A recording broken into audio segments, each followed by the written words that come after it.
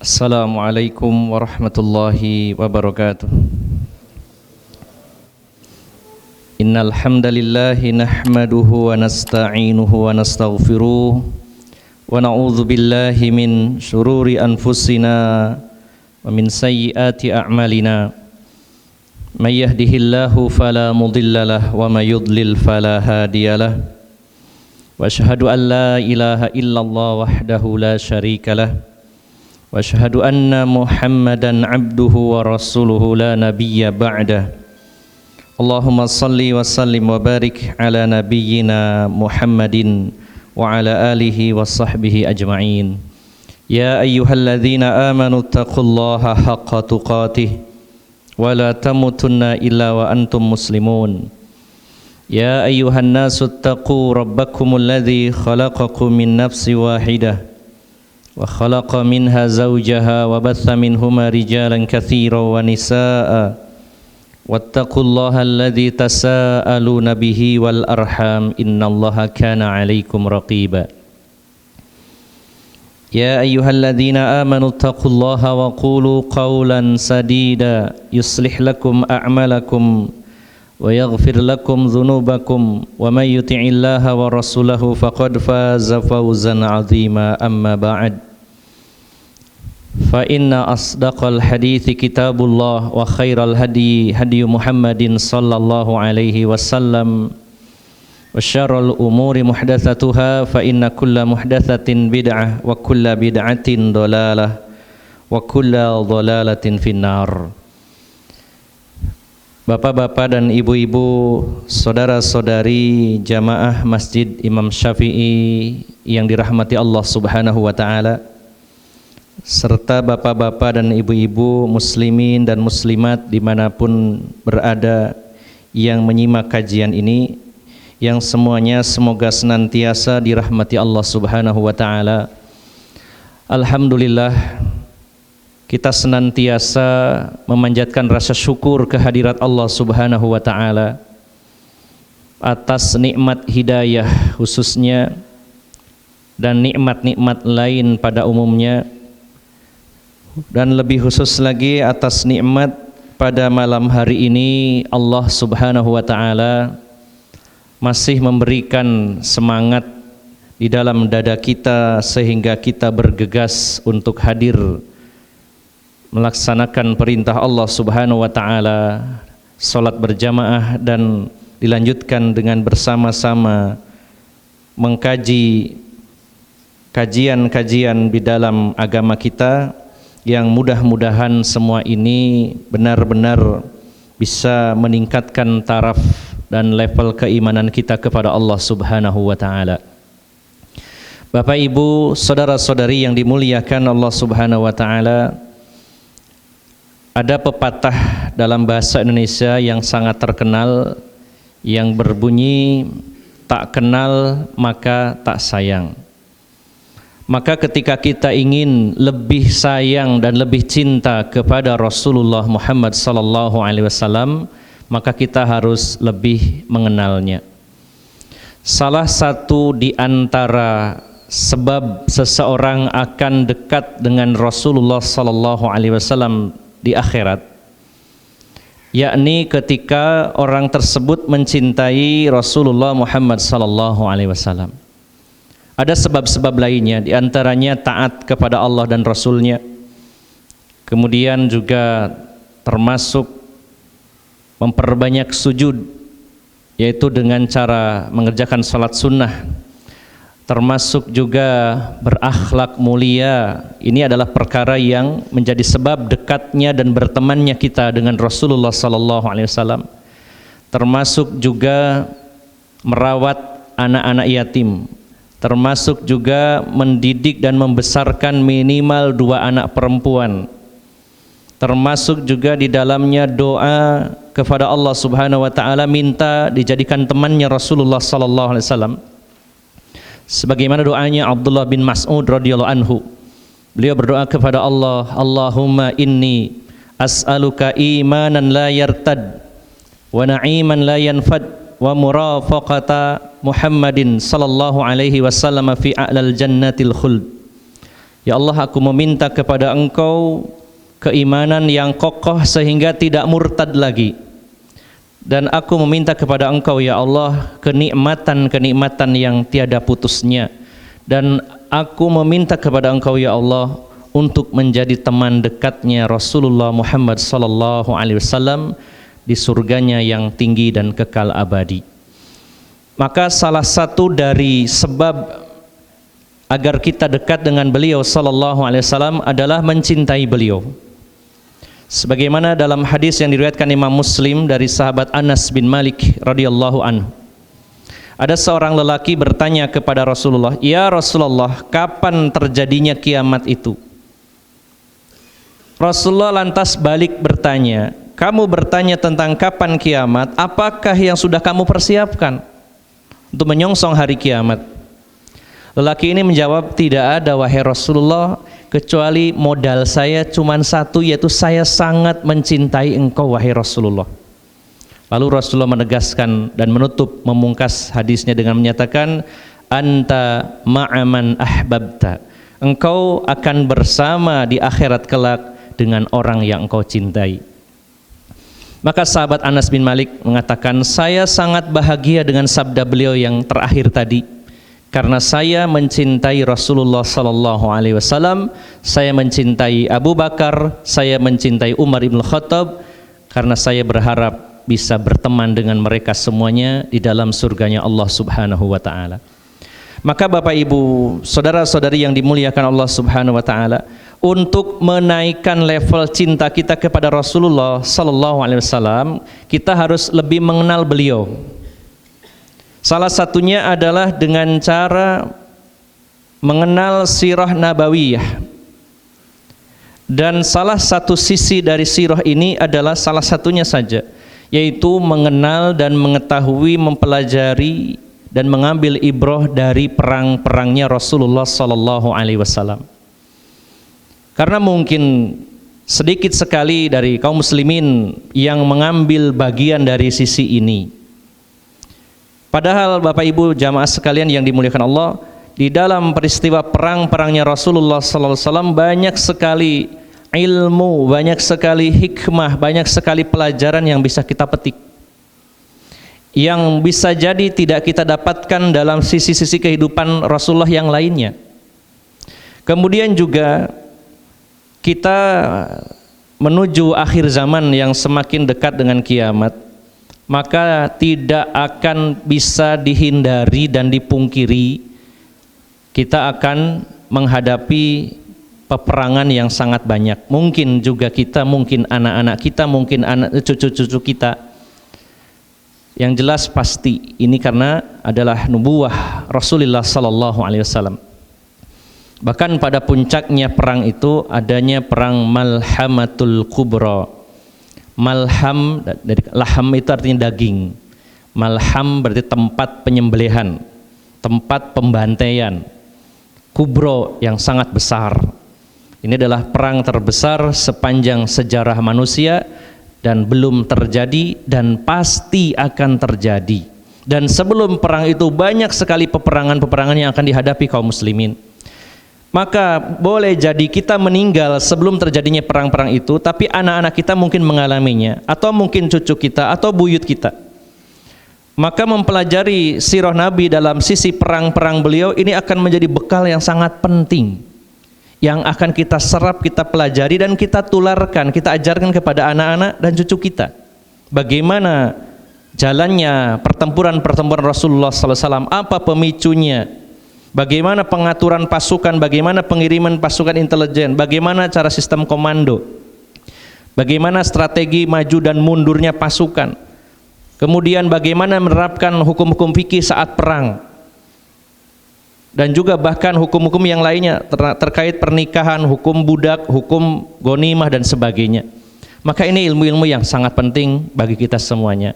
Maka mari Bapak Ibu jamaah sekalian, bersama-sama kita belajar menggali apa yang dicatat dan ditulis oleh para ahli sejarah, yang dituangkan oleh para ulama dalam kitab-kitab mereka. Salah satunya dalam kitab Ghazawatur Rasuli sallallahu alaihi wasallam, itu perang-perangnya Rasulullah sallallahu alaihi wasallam. Bapak Ibu saudara-saudari yang dimuliakan Allah Subhanahu wa taala, pada pertemuan bulan lalu kita sudah membahas tentang perang Khaybar. Setelah perang Ahzab atau perang Khandaq pada tahun ke-5 Hijriah. Kemudian setelah itu pada tahun ke-6 Hijriah, Rasulullah SAW dan para sahabat ingin melaksanakan umrah ke Tanah Suci, namun dihalangi orang-orang musyrik. Kemudian terjadilah perjanjian Hudaybiyah. Salah satunya adalah melakukan gencatan senjata antara kaum muslimin dengan musyrikin Mekah selama 10 tahun ke depan. Sehingga kesempatan ini dimanfaatkan oleh Rasulullah SAW, diantaranya satu, mengirim utusan-utusan kepada para kepala suku, para raja, para pemimpin di beberapa wilayah. Kemudian yang kedua, dimanfaatkan oleh Rasulullah dan kaum muslimin untuk menaklukkan Khaybar, karena di sanalah basis kekuatan orang-orang Yahudi yang selama ini menjadi orang-orang yang benar-benar mendominasi dalam permusuhannya kepada Islam dan menjadi dalang dari banyak sekali peperangan, diantaranya perang Ahzab termasuk didalangi oleh orang-orang Yahudi Khaybar. Maka setelah mereka ditaklukkan oleh kaum muslimin dan kaum muslimin mendapat kemenangan yang gemilang dengan ghanimah yang sangat besar, maka pulanglah kaum muslimin terjadi pada tahun 7 Hijriah. Kemudian Bapak Ibu jamaah sekalian, pada tahun ke-8 Hijriah, ini adalah yang akan kita bahas pada malam hari ini, yakni tentang Sariyah Mu'tah. Sebagaimana pernah kita bahas bahwa ada Ghazwah, ada Sariyah. Ghazwah itu pertempuran di mana Rasulullah terlibat di dalamnya dan pernah dilakukan Rasulullah dan para sahabat sebanyak 27 kali selama hidup Rasulullah sallallahu alaihi wasallam. Dan Sariyah adalah pengiriman ekspedisi pasukan. Rasulullah mengirimkan pasukan, menunjuk komandannya dan beliau tidak berangkat. Maka salah satu Sariyah itu yang sebenarnya totalnya 35 kali, 27 Ghazwah dan 35 kali Sariyah. Salah satunya yang paling besar adalah Sariyah Mu'tah, pengiriman pasukan pada peristiwa perang Mu'tah. Kita bahas dari awal apa pemicu dan apa yang melatar belakangi perang Mu'tah ini. Bapak Ibu jamaah sekalian, sebenarnya ada dua penyebab utama yang paling pokok yang melatar belakangi terjadinya perang Mu'tah ini. Yang pertama adalah karena dihalanginya dakwah para dai Rasulullah sallallahu alaihi wasallam. Salah satunya adalah ketika Zaid bin Harithah berdakwah di daerah Wadil Qura, maka orang-orang Syam, khususnya yang dikuasai orang Romawi dan juga yang dimotori orang-orang Arab yang Nasrani, mereka yang menghalang-halangi dakwah para dai-dai Rasulullah sallallahu alaihi wasallam. Kan mereka juga yang menjadi sebab dirampasnya harta Zaid bin Harithah pada saat beliau berdakwah di sana. Kemudian juga yang kedua, yakni terbunuhnya salah satu utusan Rasulullah sallallahu alaihi wasallam ketika mengirimkan surat Rasulullah ke wilayah Busra, ya, daerah Busra. Seorang sahabat yang bernama Al-Harith bin Umair dibunuh di sana. Ini terjadi di bawah kekuasaan Romawi, ya, dibunuh oleh mereka. Ini adalah sesuatu yang tidak lumrah walaupun dalam aturan perang membunuh seorang utusan. Ini sebuah pelecehan, sebuah penghinaan dan pengkhianatan yang besar. Maka dua sebab ini yang menjadi latar belakang perang Mu'tah. Dan sebenarnya ada sebab-sebab lain, diantaranya yakni Gubernur Syam itu menerapkan aturan bahwa siapapun yang masuk Islam di kalangan penduduk Syam akan dibunuh. Tidak ada negosiasi, tidak ada penjara, siksaan, tapi langsung bunuh. Termasuk yang dibunuh itu adalah yaitu Gubernur Ma'an, karena masuk Islam, menyatakan masuk Islam, dibunuh. Nanti daerah Ma'an ini menjadi tempat persinggahan pasukan kaum muslimin. Ini juga dibunuh, ya. Kemudian juga faktor lainnya adalah Rasulullah SAW dan kaum muslimin ingin mengukur seberapa besar kekuatan orang-orang Romawi yang telah menduduki Syam dan sekitarnya. Maka ini adalah beberapa faktor yang melatar belakangi pengiriman pasukan dalam peristiwa Sariyah Mu'tah ini, yakni dihalang-halanginya dakwah, yang kedua dibunuhnya Al-Harits bin Umair. Kemudian ada sebab lain, yaitu yang ketiga, yakni gubernur Syam menerapkan aturan untuk membunuh siapapun yang masuk Islam, ya. Dan juga termasuk yang dibunuh adalah gubernur Ma'an yang masuk dalam Islam. Kemudian Bapak Ibu jamaah sekalian, di dalam Sahih Bukhari dari sahabat Abdullah bin Amr, ketika Rasulullah SAW menyiapkan pasukan, maka beliau menunjuk 3 komandan. Dan ini sebuah mukjizat, sebuah berita dan informasi dari langit. Rasulullah menunjuk komandan pasukan pada Sariyah Mu'tah ini. Yang pertama adalah Zaid bin Harithah, putra angkat Rasulullah SAW. Kemudian kata Rasulullah, kalau Zaid gugur, maka penggantinya komandan pasukan adalah Ja'far bin Abi Thalib, sepupu Rasulullah SAW. Dan kalau Ja'far bin Abi Thalib meninggal atau gugur, maka penggantinya adalah Abdullah bin Rawahah. Ini nanti akan kita ikuti bagaimana berlangsungnya pertempuran. Kemudian Bapak Ibu jamaah sekalian, di antara yang diwasiatkan Rasulullah SAW ketika keberangkatan pasukan perang ini, ketika diumumkan oleh Rasulullah, maka terkumpullah pasukan sebanyak 3.000 personil. Ini merupakan personil terbanyak ya selama kurun perang sebelum-sebelumnya, dibandingkan perang Badar yang hanya 300-an, perang Uhud 700. Kemudian perang-perang yang lainnya juga di bawahnya itu. Ini termasuk jumlah personil yang cukup banyak, apalagi dengan sebuah sariyah, ekspedisi pasukan, ini termasuk besar. Karena yang dipertimbangkan Rasulullah adalah yang dihadapi pasukan Romawi. Dan saat itu Rasulullah dan kaum muslimin di Madinah belum bisa memperkirakan berapa kekuatan musuh yang akan dihadapi. Dikirimlah 3.000 pasukan. Maka saat melepaskan pasukan ini, beberapa pesan yang disampaikan Rasulullah SAW adalah, yang pertama, berpesan untuk bertakwa kepada Allah Subhanahu wa Ta'ala. Yang kedua, larangan untuk membunuh anak kecil, wanita, kemudian orang yang tua renta. Kemudian yang ketiga, larangan untuk membunuh para pendeta-pendeta yang ada di biara-biara. Karena yang diserang nanti adalah wilayah Salibis, yaitu kaum Nasrani. Kemudian Rasul juga melarang untuk menebang pohon-pohon yang menghasilkan seperti pohon kurma dan lain-lainnya. Nah, yang terakhir Rasulullah berpesan kepada pasukannya, sebelum terjadinya pertempuran, tawarkan kepada mereka 3 alternatif, 3 pilihan. Yang pertama masuk Islam, yang kedua tidak masuk Islam tapi membayar jizyah, atau yang ketiga perang. Ini pesan Rasulullah SAW.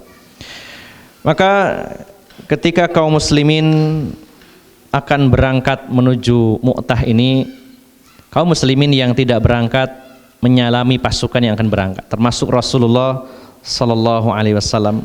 Dan doa yang dipanjatkan oleh kaum muslimin pada saat itu adalah sebagaimana yang tertulis dalam Sirah Nabawiyah Ibnu Hisham, yaitu mereka mengatakan, dafa'allahu ankum raddakum salihina ghanimina.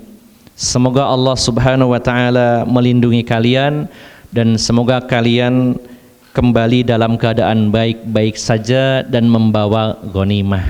Ya, jadi harapannya dalam bertempur itu kaum muslimin yang mendoakan semoga kalian dilindungi dan kembali dengan selamat dengan membawa ghanimah. Nah, maka saat peristiwa di Salami ini nanti akan kita melihat bagaimana kualitas 3 komandan yang dipilih Rasulullah SAW adalah orang-orang yang hebat. Ya. Yang pertama adalah Zaid bin Harithah. Ini adalah komandan utama. Ya. Orang yang sangat mulia, yang sangat dicintai Rasulullah SAW. Kemudian yang kedua, Ja'far bin Abi Thalib. Nanti akan kita lihat bagaimana semangat dan betapa heroiknya Ja'far bin Abi Thalib saat bertempur. Kemudian yang sangat menonjol juga adalah Abdullah ibnu Rawahah. Ketika disalami oleh kaum muslimin saat keberangkatan, Abdullah ibnu Rawahah beliau menangis, ya, saat itu menangis dengan air mata yang bercucuran saat keberangkatan. Dan kaum muslimin heran, kenapa engkau wahai Abdullah ibnu Rawahah, ya, engkau menangis? Maka beliau mengatakan, demi Allah, saya menangis bukan karena cinta dunia dan bukan karena kangen dengan kalian, takut berpisah dengan kalian, ya. Tetapi saya menangis karena saya pernah mendengar salah satu ayat yang dibacakan Rasulullah sallallahu alaihi wasallam, yaitu dalam surat Maryam ayat 71. Mau berangkat perang, yang diingat firman Allah Subhanahu wa taala, yaitu surat Maryam ayat 71, surat 19 ayat 71. Allah berfirman, wa im minkum illa wariduha kana ala rabbika hatman maqdiya. Dan tidak ada seorang pun di antara kamu yang tidak mendatangi neraka. Dan hal itu bagi Tuhanmu adalah suatu ketentuan yang sudah ditetapkan. Maka aku menangis karena, kata Abdullah ibn Rawahah, saya menangis karena saya tidak tahu nasib saya setelah kematian, apakah saya akan masuk neraka atau surga. Itu yang membuat saya sedih. Subhanallah. Jadi perang ini begitu berat, ya, meninggalkan keluarga, kampung halaman, dan bisa jadi tidak kembali lagi. Maka Abdullah ibn Rawahah menangis itu bukan karena hal itu, tapi beliau takut, ya, setelah kematian saya ini akan masuk neraka atau masuk surga, sehingga beliau menangis. Itu yang menjadi sebab. Nah, ini salah satu yang menonjol. Nah, ini nanti akan kita ketahui bagaimana kualitas pasukan atau komandan pasukan ini. Maka bergeraklah pasukan ini berangkat menuju Syam, dan perjalanannya sangat jauh sekali. Kita tahu Tabuk, Madinah Tabuk itu kurang lebih 600 km. Nanti pada perang terakhir dalam sejarah kehidupan Rasulullah SAW adalah ekspedisi Tabuk. Jaraknya jauhnya adalah 600 km. Dan ternyata kalau ini Mu'tah ini jauh lebih, ya, lebih jauh lagi, hampir 2 kali lipatnya, ya, kurang sedikit dibandingkan dengan Tabuk. Perjalanan yang sangat jauh menuju Syam, ya. Maka berangkatlah 3.000 pasukan yang dipimpin oleh Zaid bin Harithah dan berhenti di daerah Ma'an. Nah, ternyata apa yang terjadi di sana? Kaisar Heraklius mengerahkan 100.000 pasukan Romawi. Ini pasukan yang sangat terlatih dengan persenjataan yang sangat modern saat itu, sangat maju, sangat canggih. 100.000. Kemudian bergabung lagi 100.000 bangsa Arab yang Nasrani. Berarti totalnya 200.000. Coba yang jadi tentara, terutama Pak Hanan bisa memperhitungkan 3.000 lawan 200.000, Pak. 3 melawan 200 orang, atau kurang lebih 1 orang melawan 66 orang lebih. Ada yang 67 dan 66 orang. Jumlah pasukan musuh 66 kali lipatnya kurang lebih, ya. Dan mereka di sana tentunya lebih fit, ya, karena nggak usah perjalanan, hanya menunggu. Dengan persenjataan yang lengkap, perbekalan pasti yang cukup karena di tempat sendiri, di kandang mereka. Sementara kaum muslimin jauh sekali dari Madinah, melewati perjalanan yang sangat panjang, melelahkan, ya, berat, bawa bekal yang harus cukup. Dengan persenjataan yang jauh, tentunya pasukan Romawi siapa yang tidak mengenalnya? Saat itu negara adikuasa seperti Amerika mungkin hari ini banyak menguasai wilayah. Bahkan yang menguasai Syam saat itu adalah Romawi, terutama di pemerintahnya Bizantium. 200.000 pasukan menanti kedatangan kaum muslimin, ya. Maka di daerah Ma'an selama 2 hari kaum muslimin berunding, istirahat dulu, ngatur strategi gimana ini, ya, 3.000 menghadapi 200.000 dengan pasukan berpengalaman dan bersenjata lengkap di tempatnya mereka sendiri. Maka para sahabat kaum muslimin, pasukan waktu itu ada dua kubu yang menyarankan. Yang pertama, setelah dikumpulkan kaum muslimin, gimana nih enaknya? Kita perang atau gimana ini? Ini wajar ya, manusiawi, para sahabat walaupun berani kan, tapi ya menghadapi pasukan begitu besar luar biasa.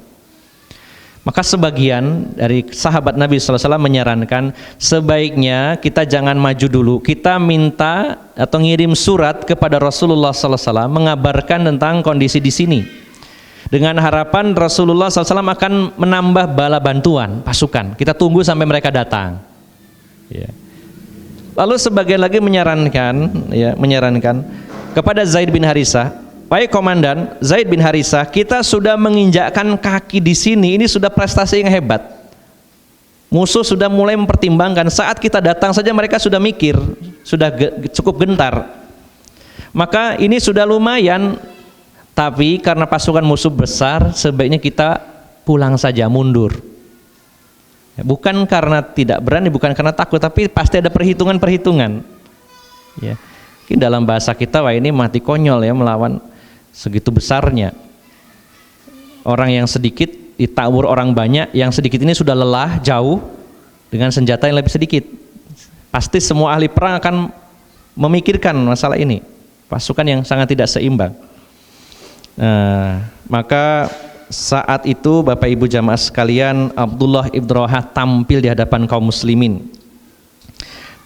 Dan beliau mengatakan, wahai kaum muslimin, wahai pasukan Islam, ya, demi Allah, ya, sesungguhnya apa yang kalian tidak suka dalam perjalanan ini, sebenarnya ini yang kita cari. Apa yang kalian tidak suka dari perjalanan ini, justru ini yang kita cari, yaitu apa? Mati syahid.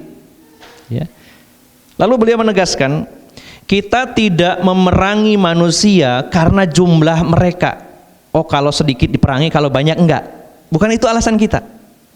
Subhanallah, ini sebuah kalimat yang sangat menohok sekali dan sangat memotivasi. Ya. Kita susah payah sampai ke sini justru mencari sesuatu, yaitu mati syahid. Dan kita berperang bukan karena urusan jumlah. Kalau sedikit kita perang, kalau banyak berarti nggak usah perang. Bukan karena itu. Dan kita berperang bukan karena teknologi persenjataan musuh. Kalau teknologinya rendah kita perangi, kalau tidak, kalau canggih kita nggak usah perang. Bukan karena itu. Tetapi kita memerangi mereka karena Allah Subhanahu wa Ta'ala, karena agamanya Allah Subhanahu wa Ta'ala. Maka pilihan kita hanya dua, menang atau mati syahid. Subhanallah. Maka setelah mendapatkan pidato dari Abdullah ibn Rawahah ini, semangat pasukan berkobar kembali. Dan akhirnya diputuskan, ya sudah, kita akan bertempur. Dan maka berangkatlah mereka menuju daerah Mu'tah, ya, istirahat transit di Ma'an, kemudian berangkat menuju Mu'tah. Bagaimana jalannya pertempuran Bapak Ibu jamaah sekalian? Pada sesi pertama pertempuran luar biasa sengitnya, karena pasukan Romawi begitu besar, 200.000. Saya sering membayangkan orang berkumpul 200.000 dengan membawa senjata, saling bacok, saling bunuh, itu gimana ya? Besar sekali, Pak. 200.000 itu untuk ukuran pasukan sangat besar saat itu. Ya, berkumpul di satu tempat, yang satunya 3.000. Nah, maka pada sesi pertama Zaid bin Harisah yang mengomando kaum muslimin, memerintahkan kaum muslimin menerjang pasukan musuh dengan luar biasa hebatnya. Namun takdir Allah, Zaid bin Harisah gugur pada saat itu dengan ditusuk tombak oleh musuh, ya, di tubuh beliau, sehingga beliau terjatuh dan bendera atau panji Islam terjatuh. Maka bendera Islam diambil oleh Ja'far bin Abi Thalib dan beliau memimpin pasukan. Nah, maka yang dikisahkan oleh para sahabat, waktu itu Ja'far bin Abi Thalib dikepung oleh musuh seperti cincin, melingkar, saking banyaknya musuh. Beliau memimpin pasukan dan dikepung oleh musuh melingkar. Maka yang pertama kali terjadi adalah tangan kanan beliau putus, yang di bagian sikunya putus karena membawa bendera, putus. Dan bendera itu terjatuh, maka beliau ambil dengan tangan kiri dan diputus lagi tangannya. Ya, pastinya ada maksud dari musuh ini, inginnya adalah jatuhnya panji Islam, dan ini adalah simbol kekuatan, maksudnya untuk penyemangat. Kalau benderanya jatuh maka komando seolah hilang. Tetapi Ja'far bin Abi Thalib tidak menyerah. Ketika bendera ini jatuh dan kedua tangan beliau putus, maka diapit dengan lengannya, sisa tangannya. Ya. Lalu beliau menerjang musuh dengan tanpa kedua tangan dan membawa panji Islam. Sehingga akhirnya beliau dibantai oleh musuh, dan Abdullah bin Umar menceritakan bahwa luka yang dialami oleh Ja'far bin Abi Thalib, ya, setelah pertempuran dicari jenazahnya, selain kedua tangannya putus, maka ada lebih dari 70 luka di tubuhnya, baik itu sabetan pedang, anak panah, tombak. Dan yang mencengangkan, seluruh lukanya selebih dari 70 itu tidak ada satupun yang di belakang, semuanya di depan, terutama di dada. Ini menunjukkan beliau tidak mundur sedikit pun, tidak membelakangi musuh. Subhanallah, ini yang luar biasa. Beliau luka lebih dari 70 dan semuanya ada di depan, terutama di dada. Maka ketika itu beliau berusia 33 tahun, masih muda. Ya. Kemudian setelah panji Islam jatuh, diambil oleh Abdullah ibn Rawahah. Dan beliau pun bertempur habis-habisan, yang pada akhirnya beliau pun gugur, ya, meninggal dunia. Nah, pada saat itu ada satu kisah di mana Abdullah ibn Rawahah diberikan sekerat daging. Karena sudah beberapa hari cukup menguras energi dan kekurangan gizi. Ada saudaranya memberikan sepotong daging. Ini saat akan bertempur, ya, mungkin dagingnya itu daging apa namanya? Ini adalah salah satu ilmu dalam perang, yakni pentingnya kita membawa makanan yang awet. Kalau zaman itu yang awet itu diantaranya adalah kurma, anggur kering, apa namanya itu? Kismis. Nah, itu kismis itu adalah makanan para pasukan untuk bertempur karena memang gizinya tinggi, termasuk juga kurma, termasuk juga daging yang dendeng daging, itu ya, daging yang dijemur kering itu ya, dendeng atau apa namanya istilahnya. Nah, itu diantaranya. Maka diberi sepotong daging oleh saudaranya dan disuruh makan. Kayaknya kamu loyo, kamu makan dulu sambil persiapan pertempuran. Begitu digigit, maka pertempuran terjadi, maka beliau lemparkan dan mengatakan, ini saatnya saya sudah nggak ingat dunia lagi, dilempar makanan itu, nggak usah memikirkan urusan dunia lagi, pada lapar, dilempar daging itu, dan akhirnya bertempurlah beliau. Maka beliau akhirnya gugur pada peristiwa tersebut, dan bendera Islam terjatuh saat itu dan tidak punya komandan. Kalau perang nggak ada komandannya gimana Pak Hanan? Kacau ya, mau ngapain bingung. Maka satu pelajaran penting, ada seorang sahabat, ini adalah veteran perang Badar, itu sahabat Thabit bin Arqam. Ini agak sudah tua ya, sahabat senior. Beliau mengambil panji bendera Islam, ya, mengambil royah, karena menurut beliau kalau bendera ini terjatuh, maka kaum muslimin dipastikan tidak punya komando dan akan jatuh, mentalnya akan kalah. Maka diambillah, kemudian beliau menuju kepada Khalid bin Walid dan beliau mengatakan, wahai Khalid, engkau yang menjadi pemimpin sekarang. Dan para sahabat lainnya setuju. Apa yang dikatakan Khalid? Karena Khalid waktu itu baru masuk Islam 3 bulan. Beliau mengatakan, saya tidak pantas untuk memimpin kaum muslimin. Engkau adalah senior, engkau adalah veteran perang Badar dan lebih tua dari saya, maka engkau yang berhak. Lalu kata Thabit bin Arqam, dia mengatakan, bukankah Rasulullah SAW telah bersabda, idza usidal amru ila ghairi ahlihi fantari sa'ah. Kalau urusan diserahkan bukan kepada ahlinya, maka tunggu kehancurannya. Saya bukan ahlinya, ya, maka saya serahkan kepada engkau yang ahli. Saya serahkan ini bendera. Saya mengambil bendera, bukan saya ingin jadi pemimpin, justru mengambilnya untuk Anda. Maka karena diminta oleh seluruh kaum muslimin, akhirnya Khalid bin Walid mengambil komando pada saat itu. Bapak Ibu jamaah sekalian, ini ada satu keunikan dalam peristiwa perang ini, di mana Khalid bin Walid berpikir keras, karena beliau dari kecil, mungkin bahkan dari TK, dari balita, oleh ayah beliau memang dididik untuk jadi panglima. Karena bangsa Arab itu waktu itu sangat bangga dengan anak laki-laki, karena zamannya penuh dengan perang, sehingga anak laki-laki jadi kebanggaan, sehingga punya anak perempuan dianggap gak bisa perang, maka itu sebuah kehinaan, sehingga dikubur hidup-hidup. Apalagi kalau anak laki-laki dan jadi panglima, itu adalah cita-cita setiap orang tua waktu itu. Maka Khalid bin Walid ini dilatih sejak dini, sejak kecil bertempur. Makanya kita lihat bagaimana pertempuran pada peristiwa perang Uhud. Saat itu Abu Sufyan, panglima tertinggi, mengangkat 2 komandan, yaitu Ikrimah bin Abu Jahal, ya, ada di sayap kanan, dan Khalid bin Walid di sayap kiri. Dan dengan sebab Khalid bin Walid ini akhirnya terpukul mundur pasukan Islam pada sesi kedua, karena memang punya kecerdasan, ya, selain keahlian dalam memainkan senjata.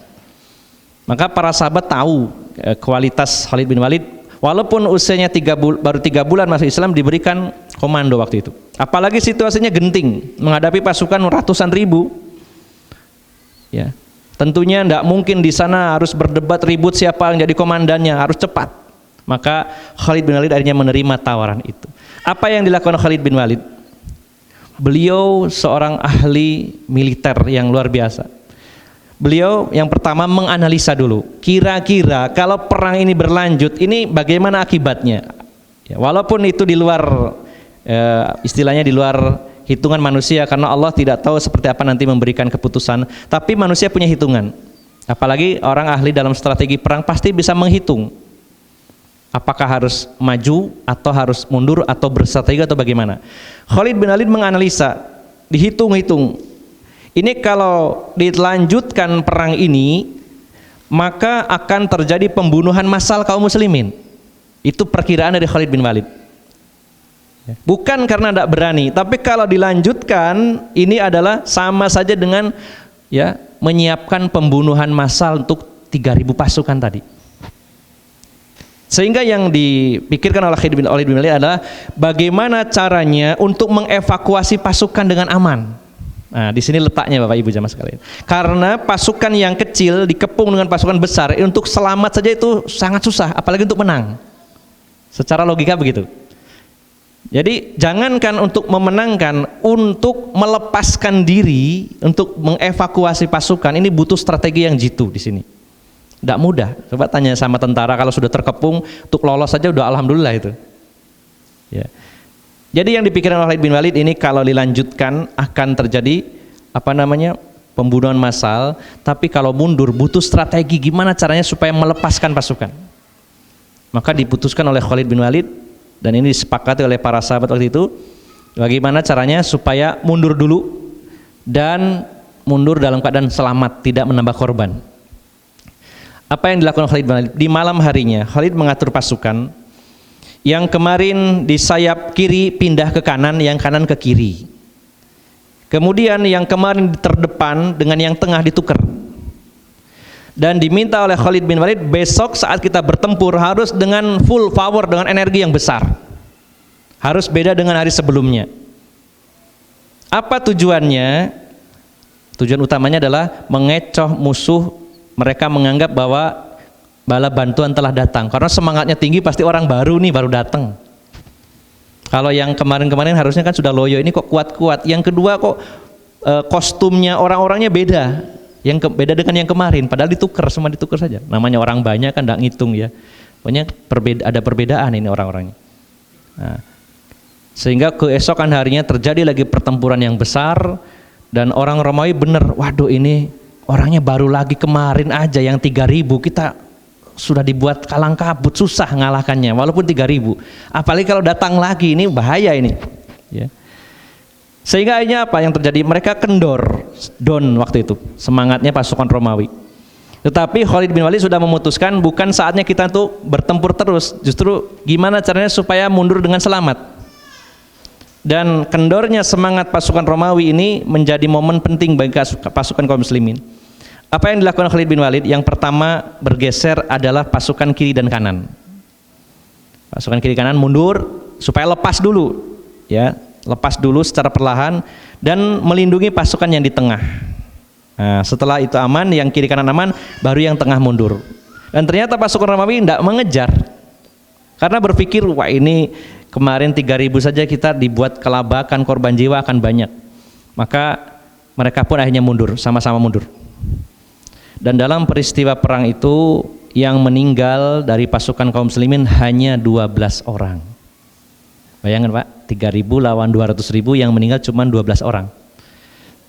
Berapa jumlah musuh yang meninggal ini tidak dicatat dalam sejarah, hanya yang jelas sebagai acuan para sahabat adalah Khalid bin Walid sudah mematahkan 9 pedangnya.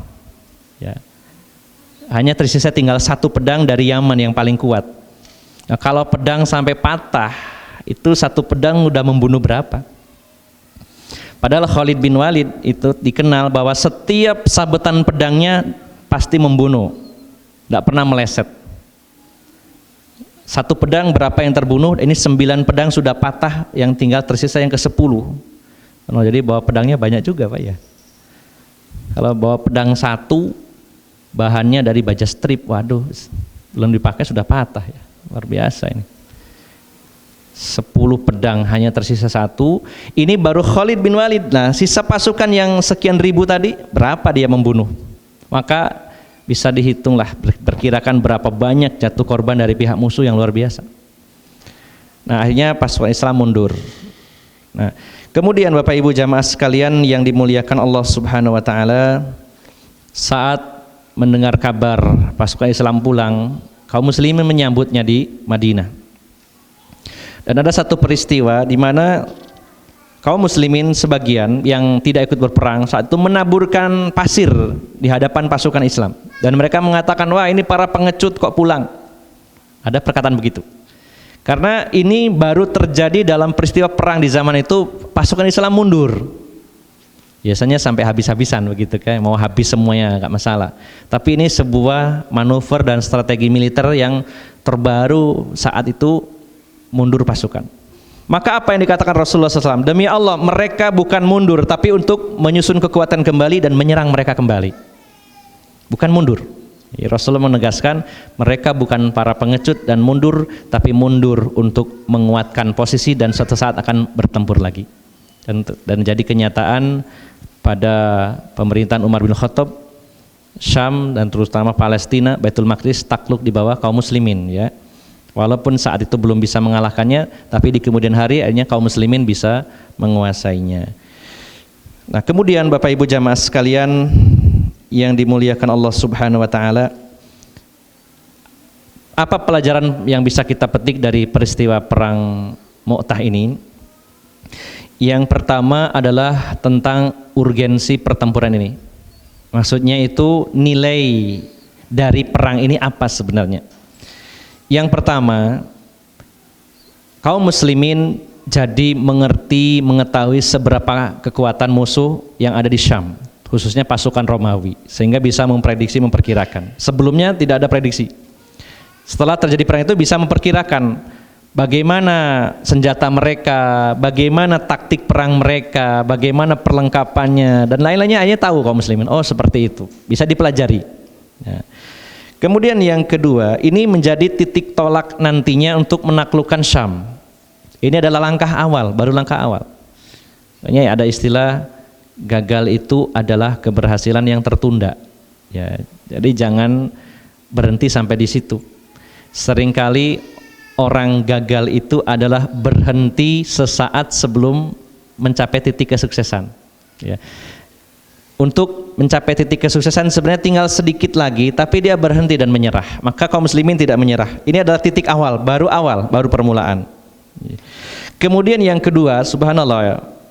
Yang ketiga ya, pelajarannya atau pentingnya perang ini, bangsa Arab secara umum, termasuk juga musyrikin Mekah, setelah kejadian ini tentunya berita tersiar, kaum muslimin berani sekali menghadapi pasukan Romawi. Ini sangat melemahkan mental kaum musyrikin. Bapak bayangkan Pak, ini pasukan 3.000 menghadapi 200.000, kok bisa ya? Bagaimana nanti menghadapi kita? Maka down orang-orang musyrikin waktu itu setelah peristiwa perang ini. Maka tidak bisa kita pandang remeh, ini kok kalah mundur, tidak. Ada nilai yang luar biasa di situ. Karena siapapun ahli militer ya bisa memperhitungkan ya 3.000 lawan 200.000 dengan persenjataan yang sangat tidak seimbang. Kalau yang sedikit itu menang, pastinya sangat memalukan, tapi kalau mundur ini belum tentu dikatakan kalah karena memang tidak seimbang. Apalagi kalau menghadapi musuh seperti orang musyrikin Mekah. Orang-orang musyrikin Mekah akan berpikir 3.000 pasukan Islam seberani itu dan sehebat itu, bagaimana dengan menghadapi kita? Maka doa di situ. Kemudian pelajaran berikutnya Bapak Ibu jamaah sekalian yang dimuliakan Allah Subhanahu wa taala, ada beberapa perbedaan peristiwa perang ini dengan perang-perang lainnya. Salah satunya adalah ini satu-satunya perang di mana informasi langit ya disampaikan Rasulullah SAW tentang gugurnya 3 panglima tadi secara pas sekali ya urutannya. Setelah Zaid bin Haritsah gugur, kemudian Ja'far bin Abi Thalib, kemudian Abdullah ibn Rawahah. Nah, ini benar-benar terjadi ya, tidak sampai apa ya istilahnya tertukar. Mengapa tidak yang meninggal Abdullah ibn Rawahah dulu gitu? Enggak, tapi urut. Ini adalah mukjizat Rasulullah sallallahu alaihi wasallam. Kemudian pelajaran berikutnya Bapak Ibu jamaah sekalian, yaitu penghormatan Rasulullah terhadap keluarga Ja'far bin Abi Thalib yang masih kerabat Rasulullah sallallahu alaihi wasallam. Ketika pasukan Islam datang, Rasulullah SAW mendatangi rumahnya Ja'far bin Abi Thalib. Ya, di sana ada istrinya yaitu Asma bintu Humais ya. Ketika Rasulullah datang ke rumahnya, Asma bintu Umais ini diminta anaknya oleh Rasulullah SAW, anak-anak yang masih kecil, anaknya Ja'far, karena masih usia 3, anaknya masih kecil. Digendong oleh Rasulullah SAW. Lalu istrinya Ja'far bertanya, wahai Rasulullah, apakah ada kabar tentang suami saya? Ya wahai Asma, suami kamu telah gugur di medan perang. Maka Asma saat itu menjerit dan menangis. Maka di sini para ulama menyampaikan bolehnya seorang wanita menangisi kematian suaminya, ya, selama tidak ada ratapan, hanya menangis dan menangisnya cukup keras. Ini adalah sesuatu yang dibolehkan. Ya, seorang istri menangis kalau suaminya meninggal dunia. Kalau istrinya yang meninggal, suami juga menangis apa enggak biasanya? Ya ada yang menangis, tapi juga ada yang menangis terus persiapan cari gantinya gitu ya. Biasanya begitu kalau laki-laki. Ya wajar, namanya juga hidup ya, butuh pengganti. Nah ini pelajarannya. Saya lanjutkan sedikit lagi. Kemudian pelajaran berikutnya adalah adanya anjuran untuk membuatkan masakan untuk keluarga si mayit. Ya, ini terkenal di dalam kitab-kitab hukum jenazah. Itu dalam peristiwa wafatnya Ja'far bin Abi Thalib, di mana kaum muslimin diperintahkan Rasulullah untuk memasak dan dikirimkan masakannya kepada keluarga Ja'far. Buatkan oleh kalian masakan karena mereka sedang berkabung. Dan ini sekaligus sebagai bantahan oleh apa yang dilakukan kaum muslimin pada hari ini, di mana yang masak, yang repot justru keluarga mayit. Sudah kehilangan keluarga meninggal, harus masak-masak, harus melayani tamu, kadangkala tidak mampu dibelain ngutang-ngutang, kan kasihan. Jadi kebiasaan ini harus dirubah. Kalau ada yang meninggal, yang masak kita yang hidup, kirimkan masakan kepada mereka supaya mereka nggak repot udah mikir masak. Tapi sekarang kebalik. Nah itu. Kemudian yang ketiga, ini pelajarannya adalah ketika habis masa iddahnya Asma binti Umais ini dilamar oleh Abu Bakar As-Siddiq dan jadi salah satu istrinya Abu Bakar. Ini kayak biasa ya para sahabat tuh, ini meninggal suaminya karena perang, wah ini anaknya yatim. Maka setelah masa iddahnya habis didatangi oleh sahabat Abu Bakar, kamu mau nggak saya nikahin? Mau, dinikah ya. Seperti hal yang biasa seperti itu. Kemudian lahirlah dari pernikahan itu seorang putra yang bernama Muhammad bin Abu Bakar. Dan di kemudian hari setelah Abu Bakar meninggal, kemudian dinikahi oleh Ali bin Abi Thalib. 2 sahabat berturut-turut ini ya, subhanallah. Ini pelajaran dari perang ini. Kemudian Bapak Ibu jamaah sekalian yang dimuliakan Allah, ada 2 poin lagi yang sangat penting. 2 poin saya selesaikan dulu sedikit, yakni tentang fikih qiyadah, tentang kepemimpinan. Yakni kita ambil ibrah ketika hilangnya komando karena 3 panglimanya meninggal, maka di sini pelajarannya adalah butuhnya segera pengganti, karena sebuah perkumpulan apalagi pasukan tidak ada komando itu luar biasa susahnya. Bagaimana mereka akan bergerak kalau tidak ada yang mengomando? Pentingnya sistem komando di sini. Maka langkah yang diambil oleh Thabit bin Arqam ini sangat tepat, mengambil bendera dan diserahkan kepada Khalid bin Walid. Dan pelajarannya adalah bahwa di sana tidak ada istilah oh ini sudah lama ngaji, yang ini baru. Tergantung apa yang diperlukan. Kalau memang orang baru, walaupun baru ngaji, tapi punya kemampuan di bidang tertentu yang dibutuhkan, ya kita pakai. Tidak harus selalu yang senior. Karena yang dibutuhkan di situ adalah ahli perang, bukan yang lama Islamnya. Bisa jadi dia lebih alim, ya. Thabit bin Arqam lebih lama masuk Islam, ikut perang Badar. Khalid bin Walid baru 3 bulan. Mungkin secara ilmu agama jauh, secara usia juga jauh, tapi karena yang dibutuhkan saat itu adalah orang yang ahli di bidang militer, maka dipilihlah Khalid bin Walid. Dan Khalid pun tidak serta-merta menerimanya, beliau menolak dulu. Ya, kalau sekarang kebalik, biasanya orang rebutan jadi pemimpin. Ya, kadang-kadang tidak punya keahlian pun tampil ke muka jadi pemimpin, kacau akhirnya. Ya, bukan faknya. Ya. Dan ini adalah tanda-tanda kiamat, yaitu dia'ul amanah, disia-siakannya amanah. Apa disia-siakan amanah? Ketika orang yang bukan ahlinya memegang, diberi wewenang, sehingga tunggulah kehancurannya. Dan ini banyak terjadi pada hari ini, rebutan jadi pemimpin dan tidak ada fak di bidang itu. Ya, ini semakin tidak karu-karuan. Maka pelajarannya adalah, satu, harus segera ada komando, jangan sampai dibiarkan bagikan buih, terombang-ambing karena nggak ada yang memimpin. Harus ada pemimpin. Yang kedua, pilih yang memang ahlinya di bidang yang kita butuhkan. Kalau ini bidang sosial, yang paling penting adalah orang yang ahli di bidang sosial. Kalau ini bidang pendidikan, ya bidang pendidikan. Kalau cakupannya lebih luas lagi, berarti orang yang punya kemampuan luas juga, dan seterusnya begitu.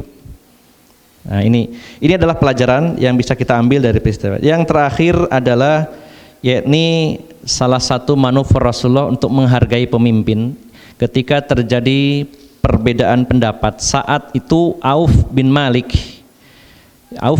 bercerita ketika beliau mengikuti sahabat Zaid bin Harithah, dan dia bercerita bahwa ada salah satu panglima Romawi, ini sebelum terjadinya perang, melintas dekat dengan pasukan Islam dengan membawa kuda yang sangat mahal dan pelananya dari emas, pedangnya berlapis emas. Pelananya emas, pedangnya dilapisi emas juga. Nah, karena Romawi kaya, maka disergap oleh kaum muslimin dan dibunuh, sehingga rampasan perangnya diambil oleh Auf bin Malik. Lalu ketika Khalid bin Walid mengetahui ini, beliau menegurnya, ya, serahkan, ini adalah ghanimah dan akan memiliki manfaat lebih besar kalau dikumpulkan dulu, dibagikan. Tapi Auf bin Malik mengatakan, Rasulullah mengatakan, siapa yang membunuh musuh dengan tangannya sendiri, maka dia berhak mengambil ghanimah untuk dirinya. Sehingga terjadi perdebatan. Maka dilaporkan kepada Rasulullah SAW sepulang dari peristiwa ini. Maka yang dilakukan Rasulullah SAW adalah mengganti, yaitu rampasan perang dari pasukan ini, mujahid ini, dan menjelaskan kedudukan Khalid bin Walid, bahwa yang diambil Khalid bin Walid adalah benar, walaupun itu adalah sebuah ijtihad dari Khalid bin Walid. Tapi pelajarannya apa? Rasulullah ingin bahwa pasukan ini menghormati pemimpinnya, karena pemimpin kalau nggak punya wibawa, dijatuhkan oleh anak buahnya, ini berat sekali, nggak didengar. Maka Rasulullah menaikkan, ya, wibawa Khalid bin Walid dengan mengatakan apa yang dilakukan Khalid benar, sementara ini diambil ghanimah ini, kemudian diganti dengan yang lainnya. Nah, ini adalah pelajaran-pelajaran yang bisa kita petik dari peristiwa perang atau Sariyah Mu'tah. Bapak Ibu jamaah sekalian yang dimuliakan Allah, tentunya masih banyak hal-hal yang perlu kita gali. Monggo dipersilakan sering-sering kita buka lembaran-lembaran Sirah Nabawi dari semua sisinya, khususnya juga dalam peristiwa perang-perang yang dilakukan Rasulullah SAW dan para salafus soleh, karena di dalamnya banyak ibroh, banyak pelajaran, dan di dalamnya juga bisa dijadikan sebab berkobarnya semangat juang kita untuk menegakkan agama Allah Subhanahu wa Ta'ala. Semoga kita diberikan oleh Allah Subhanahu wa Ta'ala anugerah syahid yang sangat mungkin akan kita alami di medan pertempuran, atau mungkin juga mati syahid di atas tempat tidur bagi siapa yang bercita-cita dan tulus dari hatinya ingin mati syahid. Walaupun dia meninggal di atas tempat tidur, maka dikategorikan sebagai orang yang mati syahid. Dan semoga kita dikumpulkan oleh Allah Subhanahu wa Ta'ala di dalam jannahnya bersama Rasulullah sallallahu alaihi wasallam dan para sahabat beliau, serta secara umum dengan para salafus salih. Demikian Bapak Ibu jamaah sekalian, semoga bermanfaat. Mohon maaf apabila ada ucapan dan sikap saya yang kurang berkenan. Aqulu qawli hadza wa astaghfirullah li wa lakum Wa akhiru da'wana anil hamdulillahirabbil alamin. Subhanakallahumma wa bihamdika asyhadu an la ilaha illa anta astaghfiruka wa atubu ilaik. Wassalamualaikum warahmatullahi wabarakatuh.